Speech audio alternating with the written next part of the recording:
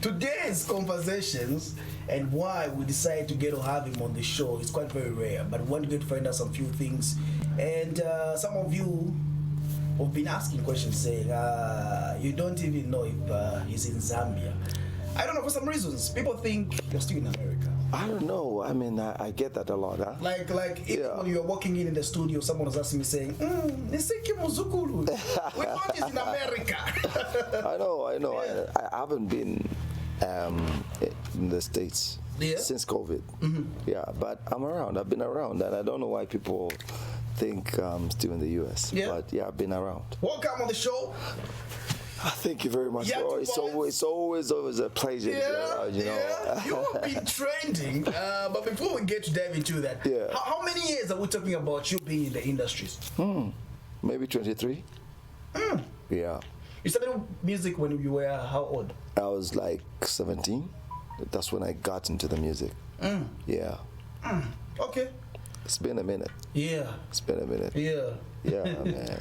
I was still trying to push things like as an artist from your side, and if yes, this year 2023, you've been working on something that maybe we should be expecting, or maybe we're moving it to the next year.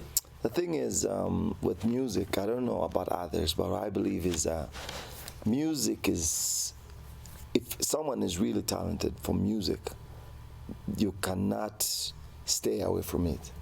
Even if you wanted to stay away from it, I have melodies playing in my head every day, which I don't record. I have melodies I can create when I'm going to bath, when I'm moving, just ideas coming. So it's one of those where you just don't want to record, but melodies and music just keeps playing on your mind. Ideas keep coming on your mind.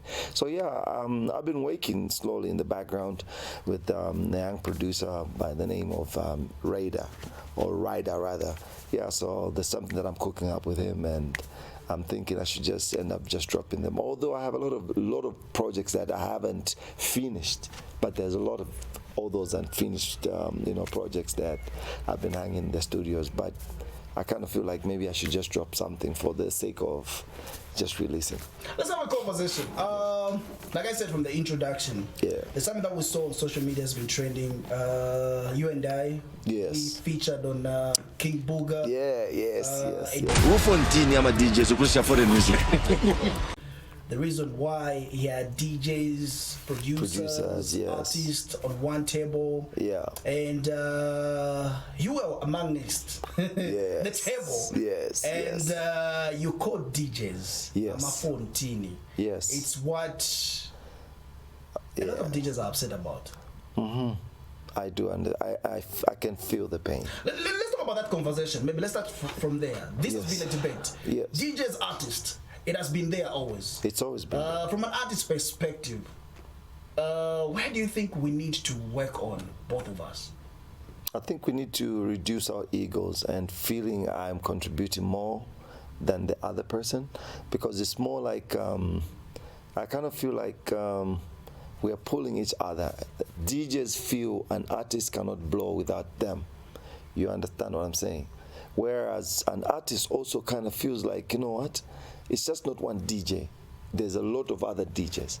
So the same way we have fans, like other fans will like you, others won't like you. So I don't know if you know what I'm getting to.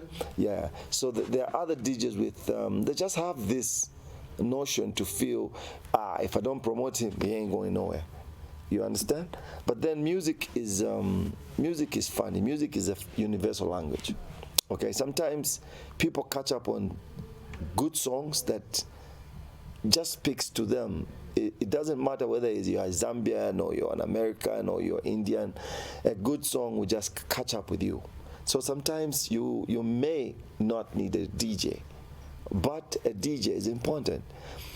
From the way I look at things, and that's the way the industry is designed, I kind of feel like all of us have a role to play. You know. Music producers and artists, their job ends at producing a good song. You understand? So I go to the studio with my producer, we make all this, come up with this, all creatives and creativity, we put them on a song, we package that on a song, and then we want to let the people know a DJ's job begins at that point, taking it to the fans. You understand what I'm saying? So the DJ is more like a bridge to the fans, and a DJ is believed to have I want to say it, maybe people believe in DJs knowing that they have a good ear. So when a DJ plays a song and says something nice about a song, we believe them because we believe they've got good ears for music.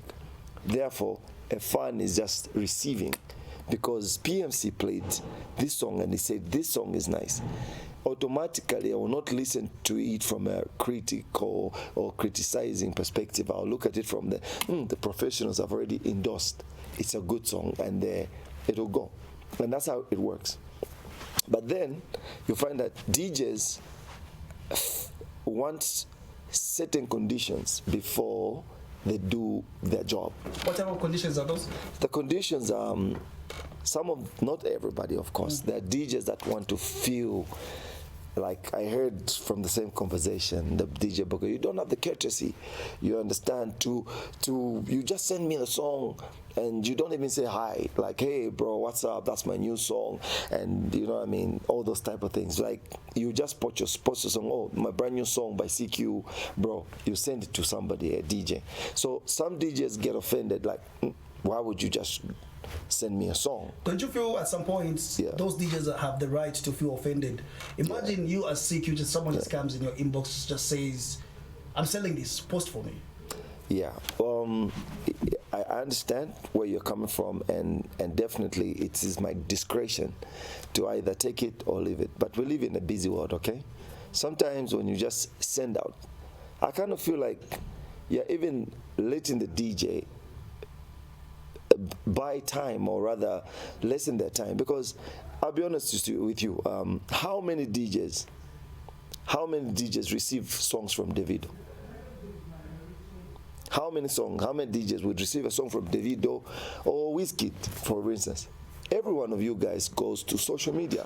I personally do receive the music. Yes, but I can even show you. Yes. So these are conversations that we have so many times, because, like you say, courtesy. And exactly. Some DJs might not receive the music, but some of us, we do receive music. Most especially, many are the times that we receive music because we just don't talk about it, but there's a way that music is sent to us via the email and other things. I can just show you.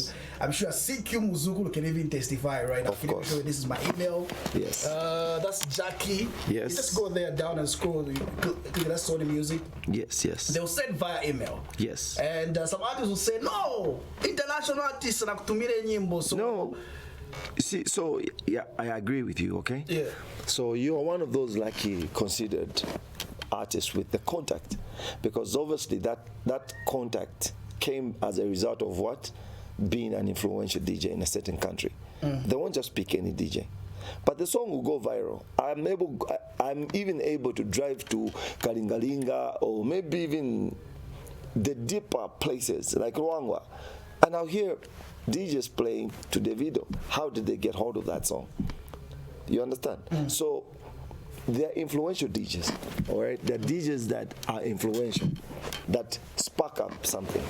So when they send you a song, let's say a brand new song by Wizkid, a new song, no, these guys, the Nigerians have started the industry to a very intense or high level of doing business. They have connections in every city, in every town of the continent. They have those connections, you understand? So they'll send those emails to those influential ones. They'll not send to the whole country. Let's try to throw it back in your time when you're starting up as an artist. Yes. What was like your agenda when you were starting up as an upcoming artist, saying this is what we want to fight for, this is what we want to see Zambian music to be? What was like your agenda? Well, like for me and many other guys out there, we got into the industry blindly. You understand? What brought us into the industry was passion for music, because I remember being discouraged a lot to quit music because music didn't bring food on the table, and that's what was the saying around our time. They'll be like, hey, look around you. Have you ever seen any rich musician? And at the time, I couldn't point at anybody. All the musicians around that time were poor artists. So they were even giving us a template of where we are going. This is what you want to pursue. But the direction you're going, nobody has made it. But you see, I do not know why I had so much belief that this is what I needed to do. Even if I don't achieve the riches, I think I was at peace with myself singing. I felt at peace. I felt like that's the right thing I should do for myself, because a lot of melodies were troubling me in my heart, in my head, and I was so like constipated. So I kind of felt like I needed to remove this out of my chest. And that's the reason why I decided to take up music. But even when I got into music, there was no clear path, because at the time there were just maybe like 2 big studios. So you can imagine the whole city, you have maybe 2 studios around, and you have to scout them. You know. What was the famous music that was playing there? Was it rumba? Rumba was like the main Zambian song. Zambian music was like, rumba was like the main dominated by rumba, and then also other music like from South Africa, because Africa has always been, very popular. They've always had the music popular in Zambia. So music was coming from left, right, center, but the most sound was rumba. Rumba was like on top of everything. So before I get to ask you another follow-up questions, I would like you to read something that the DJ posted. His name is DJ Gavino. All right. I'll be happy if you read it out loud so that people understand, and also I want to get your opinion after reading that. Okay, there's a whole lot. It's a whole lot. It's funny how certain musicians always complain about DJs playing foreign content when they don't support the DJs. I was tagged in CQ's DJs are Bufontini video, and this is my response to him. Well, number one, DJs have done a lot of work on the ground. Only a few places don't play Zambian music now. Only a few don't play Zambian music now. Otherwise, our local content is being played everywhere, which means we are doing the most. So before you complain, learn to appreciate the good works we have done so far. Number two, the majority of artists don't support DJs. The only time you remember us is when you have new music, and in most cases, you don't even forward your music on WhatsApp. If a DJ reaches out to you, they are often left on blue ticks. You don't even help share our content on social media. After all, this is still I don't know what I was trying to say. They still don't have the audacity to complain. Can you be serious? Okay, I always say it's a continuation. Can you be serious? Stop looking at DJs like we are your fans. We are your partners, period. You need us, and we need you. It's that simple. Okay, so should I go down? No, it's okay. Maybe I'm sure you get the point where I'm coming from. That's a DJ, yes. Club DJ. His name is DJ Gavino. Wrote something on his social media because he came across a video that you said DJ playing foreign music. Bufontini.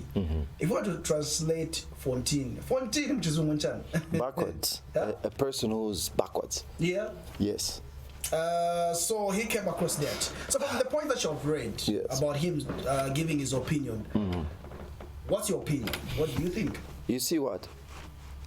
If I have to digest what he has said, okay, and what I said, I think what sparked up this whole conversation is what I said.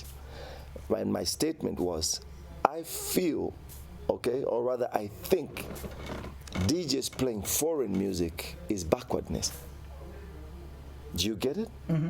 I think DJs playing foreign music is backwardness in English, direct translation.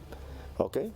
I think Kulisha Zambian music ama DJs. Kulisha foreign ama DJs. Bufontini. Because I was in my local language. You understand? So obviously, Fontini is a very harsh and rude approach to things. But again, I kind of feel like it sparked up something to talk about so that we can find a way forward. Imagine in 2000, I'm just rewinding and taking you back in time. Yeah. I was an R&B singer. I never used to sing vernacular. I was a pure R&B artist like Boyz II Men, Casey and JoJo, Asher Raymond. That is where I saw myself fit. You understand what I'm saying? And now, imagine 22 or maybe 20 years ago, we're telling Crisis as a hip-hop artist, and we're telling him, now Isha Crisis, singing like that is backwardness. You need to catch up or catch on the vernacular music. It couldn't make sense. Until today we have Shefi, who is like one of the biggest Zambian rappers. You understand what I'm saying? So there's certain things that you say that do not sound or make sense then, until when it happens, then you still appreciate what I'm trying to drive at. Guys, this has been a pattern from the 70s. DJs, I'm sure, came around the 70s, 80s. Okay? That is when DJing was born because of disco music. Okay? So disc jokers, that's what they call them. That's an abbreviation for DJ. Disc jokers were like playing records and mixing and whatnot. That's where it came from. So playing foreign music, I have so much information, so I don't know. I don't want to lose my point in trying to make you understand where I'm coming from. Mm-hmm. So, like I said, DJing started in the 80s, and that's what killed Zambian music. Okay, because around the 80s, the form of entertainment was live bands. That's the reason why there was all these Piket Shala Bandi, Masaso Bandi, all these bands, and people would go to get entertained by Zambian artists performing live in all these clubs. All these clubs had their club bands, and that's how it all started. But guess what? Around the 80s, the introduction of disco music with the psychedelic was introduced in Zambia. That's what killed Zambian music from the beginning. So that gap, okay, all those patrons that used to go to watch live music diverted to the new thing because of the lighting system and the club and the DJ was playing. You understand? And that was the beginning of killing Zambian indigenous, what we call Zambian indigenous music. Okay, so the Kalindula bands would play at the at a club, and there were no patrons. There was no one to watch them. Before you knew it, the band started disbanding. There was no one to pay them because, that's where they used to survive. And people went to the clubs, they went to the discos, and DJs became the main thing. So from the 80s, when the DJs was introduced, everybody wanted to be a DJ because it was easy to make money to be a DJ, unlike to be an artist who has to require a whole band. So now, even those entertainment places decided to switch. It was cheaper to hire one guy to play all the music as opposed to get a band that will play all the music, but then obviously he has to pay a lot of people, so it was more expensive. So DJs took the space.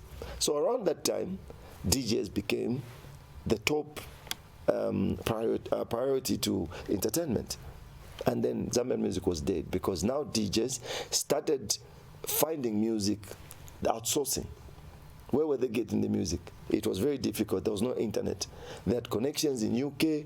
They had connections in America. When a new record comes, they'll have connections. They'll have to bring that music. The music comes. The DJ want to look like he's in touch with the new thing. Mm-hmm. You know what? They'll be the first ones to play those songs. So this is where the trend of DJs came from. Okay, wanting latest from where? Outside, because of the nature of disco around that time.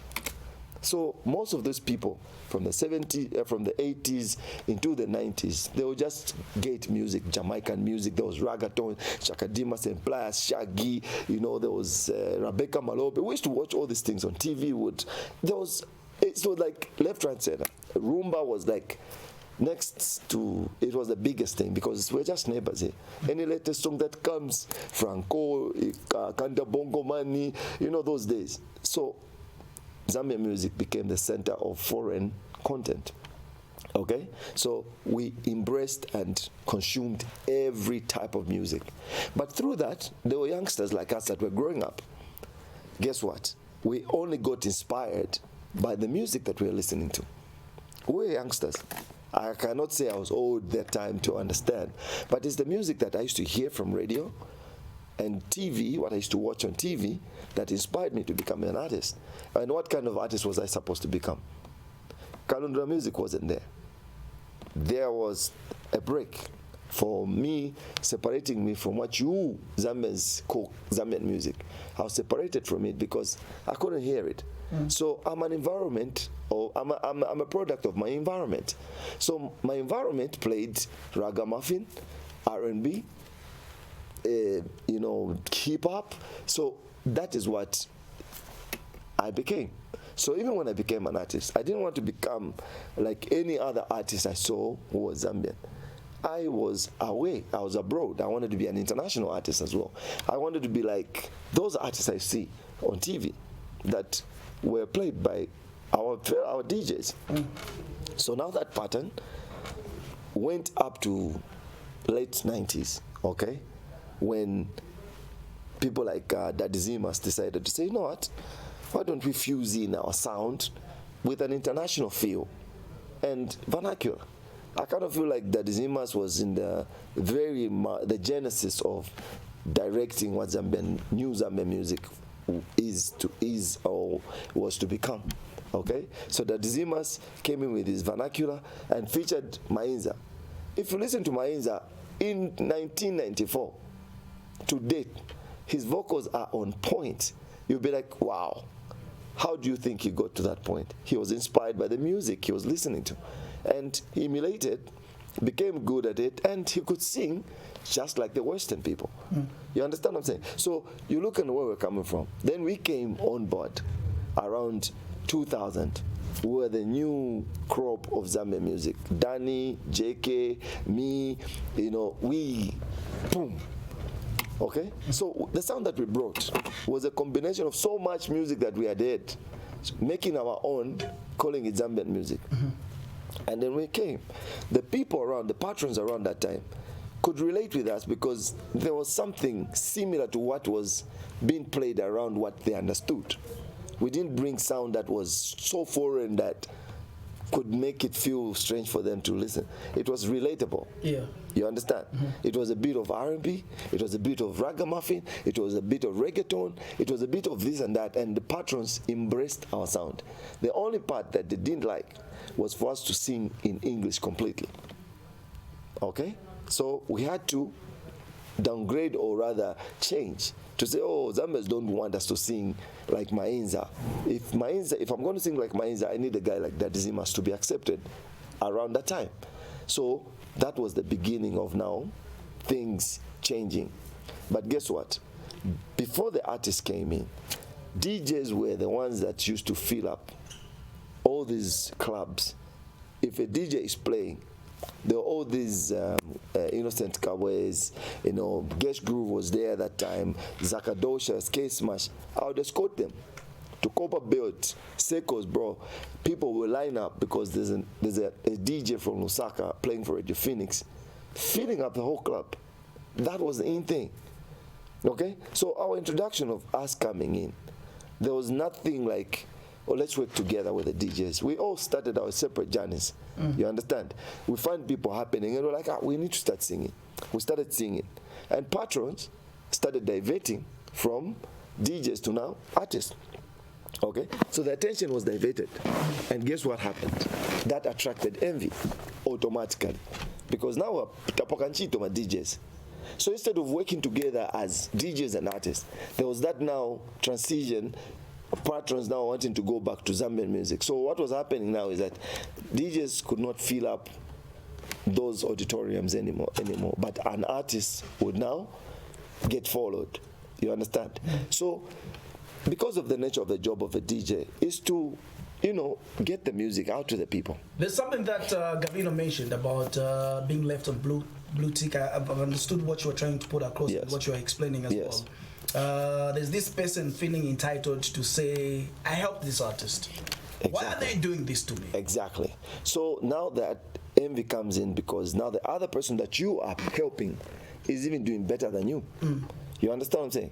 So I remember one of our friends buying a new car, and DJs were still working. This guy is an artist, and he was massively promoted by every other DJ out there because they liked his music. But guess what? They were making him a monster to accumulate more money. And now this guy became big, and he bought his first car. And these DJs had been playing on radio for years, and they never even managed to buy a car.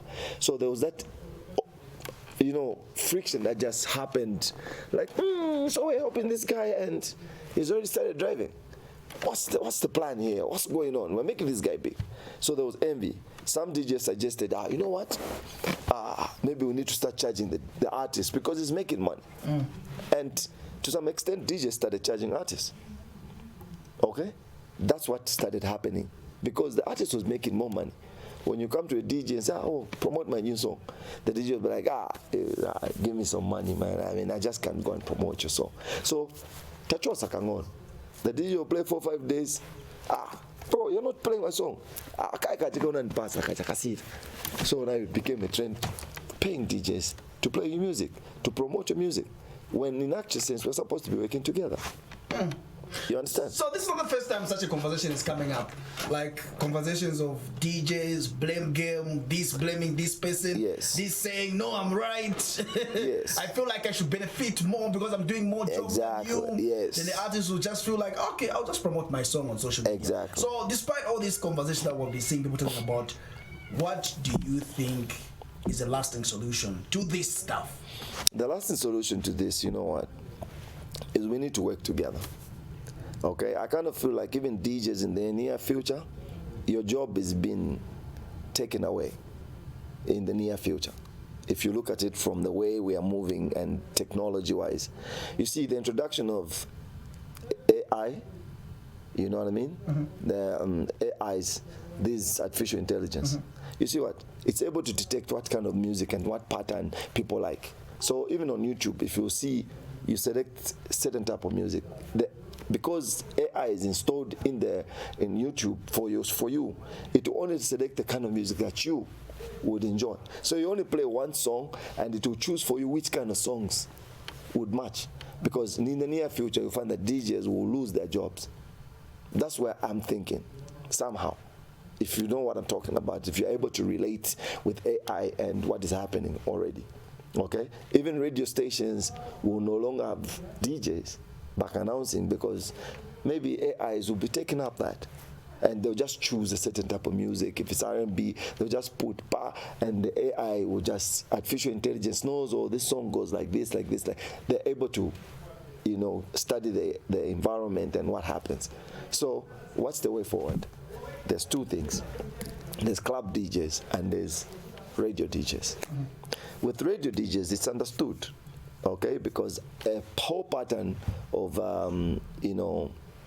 the radio station will program the music in such a way that they're thinking of everybody. People who like slow tracks, people who like fast music, contemporary. They're thinking of everybody. So it's different from a club DJ. A club DJ will not play my slow song. Where and what space will they find room for me to put waziva, a slow song? They won't. I have to bend to their terms. I have to find a good song, danceable song. There's some DJs that will change your song from a slow song to a fast song. I've seen this happening. Yes, because they'll put up at the tempo will change. Yes. Because they feel like that's a great song, they'll change it. Exactly. They want to introduce it to the people. Yes. From the tempo that we wear again. Sorry, I'm cutting you short because I'm trying by all means to make sure that we talk about so many things that were talked about. Yeah. Someone said, "Would you rather me as a DJ?" Someone said something like that, saying, "My boss will fire me if I play Zambian music." You remember that table? Yes, I do. Point. Yes. And he said, "I would rather play something that is paying me than play something that will get me fired, and the artist won't even appreciate my work." This is honestly, look, who is in charge? Why am I being hired? That's the question you should ask yourself. Would they just pick anybody who knows how to operate this music system and say, "Yo, come and operate the system. I want you to play"? I think this should go for people who are amateurs. A professional DJ, a DJ from South Africa will not be told what kind of playlist they need to play. You are hiring them because you must already know about me. So why don't you let me express myself? You understand? So from inception, if you hire me, then you should know what kind of music I represent. You understand what I'm saying? The worry or the concern of this person was saying, would you rather him fight for a battle that he knows that he won't get support from the artist? Or if it was you seeking, yes, your family depends on you, and this guy is getting paid, the family is getting something. Would you rather lose your employment, Jojo? I wouldn't. Yeah. And that is the reason why I'm not saying they should stop immediately. Okay. It should be something that we need to start realizing. Everything starts with realization. When you realize that, look, this what I'm doing may not be the right thing to do. But for survival, I'm going to do it. But slowly start changing the mindset of people. That's the reason why I was proposing that maybe this fight will never finish because someone is hungry and you're saying, oh, I'll get fired. Maybe the direction should be we lobby with the government, through the government to say, can you give us a deliberate policy that will, maybe be imposed to play 90% of the music. Okay, let's say 90% Zambian music. If the government came into the picture and did that, guess what? We are all under the government. It becomes law. So it's a change of mindset, which is difficult because we have not tried it. Okay, but if it's done, it will look normal for my children. When they find the pattern, they'll be like, oh, I found it like this. I found 90% Zambian music. I have to follow the trends. That's how it is. Okay, so nobody changed the pattern ever since Chiluba came into government and made it a democratic country. So liberalized economy, that's what you call it. So it's a free market. Everybody's free to do what they want to do. But with Kaunda, there were terms and conditions. He had introduced this. Okay, and probably that's the reason why today we're still crying, why don't Zambian musicians, why can't they play something indigenous? It started from even KK, he tried, because there were all these picket shells we are knowing today. How many bands did we know? It was okay, the policy made things easy for the artists to thrive. Okay, and today we're still talking about them 40 years, 50 years down there, I don't know when, but good that. My last question on this conversation will be, are you supporting DJs? Look. Do you have a personal DJ, Asiki Muzukulu? Look, those are concerns. Are you offering someone an employment? Or even in your time, in your sport time, yes, when you were at the point where Asiki Muzukulu is most happening, did you have a DJ by your side? No, I didn't have a DJ. I couldn't have, it didn't allow me to hire a DJ. But my friends were big DJs. I stayed with my closest friend, K-Smash, who was the biggest DJ. I lived with him in the same house. So I understood everything from a very different perspective because I hung around DJs. I lived around DJs. So no one can tell me I'm against DJs. I'm only trying to make things better for every DJ. This is what happens, guys. I said, the job of an artist and a producer ends at producing a good song. The DJ takes up that responsibility to reach it out to the people because people believe they are the bridge. But when they reach it out to the people, you know what happens? The people become fans of that music that is being played, hence creating employment back to both the DJ and the artist. You understand what I'm saying? That's how it works. It is the people that will create that employment for you and me. You understand? So with that reaching to the people, how will they create that employment? I kind of feel like Zambian music is being stolen for employment because the space you're supposed to create employment for me, you're playing Chris Brown. So what kind of employment are you creating for my fans? But are you creating employment for the DJs? I am making a song in the studio. I am in the studio working, not doing American music. I'm doing Zambian music. Yes, we're talking about Zambian music. Are you creating employment for the DJs? If a DJs will create an employment for an artist, no, it's not the DJ. By introducing the song to the people. Yes. And when the people like the song, yes, the artist will be hired. But is the artist also creating employment to the DJ? It's like a circle. That's what I'm saying. Yeah. This is what it is. Things are even better now. We even have those shows, okay, where you can have a DJ and perform live. That's a new set, and that's the future right now we're in. It's different from having just a band. You have a band, but you have a DJ. That's how the new pattern of bands work. So how is it that I will not create employment? Because if this comes, you see the kick on the drum kick is different from the drum that is digital kick. So what happens is that the new pattern of performances, even all these artists that come, they come with their DJs, but they have a live band. Okay, because of the difference in sound. The drum kit doesn't have the boom boom for the club. So the one who plays the boom boom, the beats and the music is the DJ. So how is it that I will not create employment for you? The cry by so many DJs out there that I've seen them complaining or maybe bringing out their opinion is that they want to see artists, I'm using the word artists, to stop making them feel like they are fans. And if you read that paragraph or maybe the opinion that Gavino gave, he said there's a time that he'll be left on a blue tick.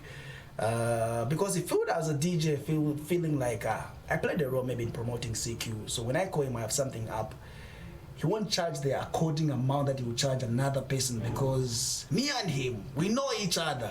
Maybe because I'm in the same industry, but it's all a different ball game in another world where nowadays it's like an artist feels like I'm more superior, so whether you like it or not, you have to give me the money.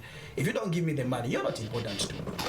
So there, I can sense some ego. Yeah. Okay. The ego is what we talk about even with politicians. You find that you are a cadre for a certain party. Okay, because you helped get this party into government. You are entitled to more privileges. But at the end of the day, the Zambia is for all of us. So even though you helped, don't feel too entitled, because at the end of the day, what about the other person? How are they going to feel? So I kind of feel like DJs, the moment they realize I'm the one that brought this guy on the scene, they feel like this guy owes me. Whereas I said, DJs do not just play music on the street. You need to be hired or employed. So for a DJ who is employed, works for a radio station, why should you feel CQ is making money when the station is paying you for playing my music? The club DJs, they get paid. They don't go to the club just to play CQ. No, they get paid.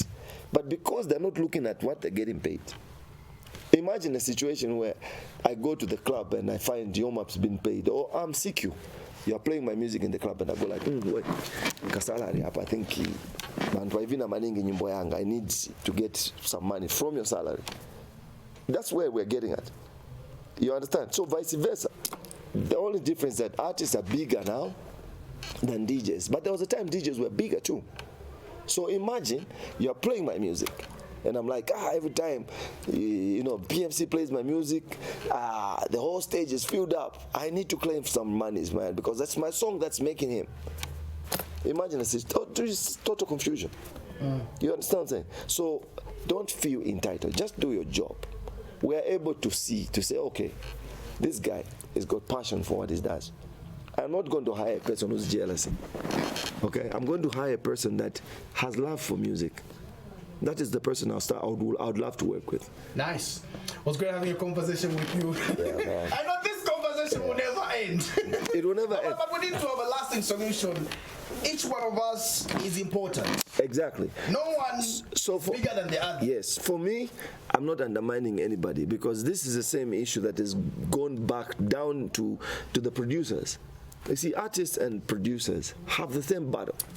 Although the battle is a bit silent, but it's huge, okay? I can't go to the studio and record music. I need a producer. So the producer and the artist work together. Sometimes you may think you're blocking me as an artist, but you're blocking even the producer that produced the song. So imagine you're blocking two people because you've decided CQ is serious. I'm just the face. There are many other people behind. There are backing artists in my music. There are people that, session players that played some good bass, guitars. All those people are in my music. But they would love to be rich. They would like to be known. But because the face doesn't handle the business properly, you're like, sikyo mazimvela nkampanga big azaka pusilako you. So let's block this guy. And I know that's what's happening right now. People have these intentions. Oh, let's block CQ's music. I heard people saying that in those blogs, in those groups of yours. Let's stop playing CQ's music. Let's blacklist.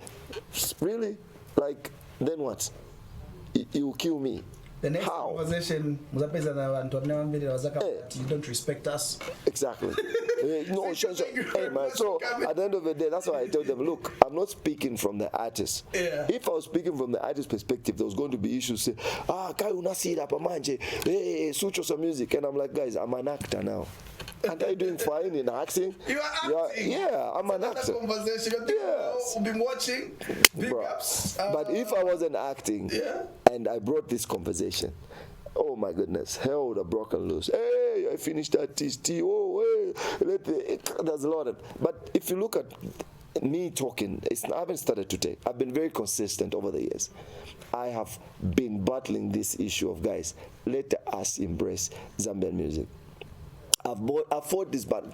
Trust me, from way back, I've always wanted us to elevate, for us to all benefit.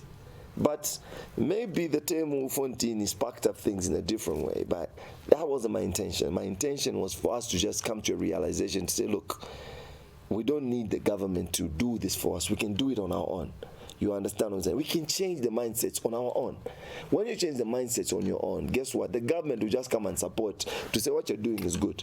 I think we need to come to a point where we need to prioritize everything Zambian. Everything Zambian. Let's not limit that to just music. No, we just need to, all of us change the mindset. We need to buy Zambian products. Everything Zambian should be prioritized. That's the only way we will grow as a country. Otherwise, this will just end on DJ, CQ, and artists supporting him. They're also stupid. So nobody's backing me up right now because they're scared they may stop being played. But I'm not scared. If you want, you can stop playing my music. But 20 years down the line, you'll be able to remember me and say, CQ said this 20 years ago, and why didn't we understand him? We thought he was silly, he was stupid. But I'm telling you that this is the pattern everyone is using. The templates that are working is this. Nigerian music has taken the template and it's working for them. South African have taken the template and it's working for them. The US have taken the template. It's working everywhere. Why is it difficult for Zambians to just take up that template? It's copy and paste. Kulibabama discovery, it's copy and paste. It's working everywhere else. Nigerians cannot play your music, bro. As a foreigner, they will not. They will prioritize themselves first. Listen, when you allow competition with foreigners, Zambian mindsets are very good people. They're not biased. They'll just be like, yeah, my piano daily. Secret first is to improve like quality. But quality comes at a cost. We don't have the equipment that can produce music like a piano. It takes a lot of money for mastering. People don't know. We have a lot of bedroom studios today such that it's become normal. The music that's playing today, if we take it outside, that's what I'm saying. We're not able to blow out there because our music is mediocre, but it's accepted here because that's the sound we are feeling. When you take it to professionals and put their music on a global space, you find that they're like, this is dirty music. It wasn't well mastered, it wasn't nicely shan, but we are international, you win. So we are being laughed at. So we will not improve until we change our mindsets. That's CQ right there, coming through right here. Payatu Vibes Conversation. Go in our comments, give us your take. But yeah, we had to let him speak. It's been trending on social media. We had to bring him right here just to find out about that conversation. Ni Zambia kuchalo. Yeah, it's all about Zambia. It's all about us putting ourselves first. And this conversation should never, at any point, make you hate another person or bring an enmity. Nika dialogue, conversation. Let's learn to disagree or to agree and find a common goal. That's what we had today on Yatu Vibes on Prime TV from.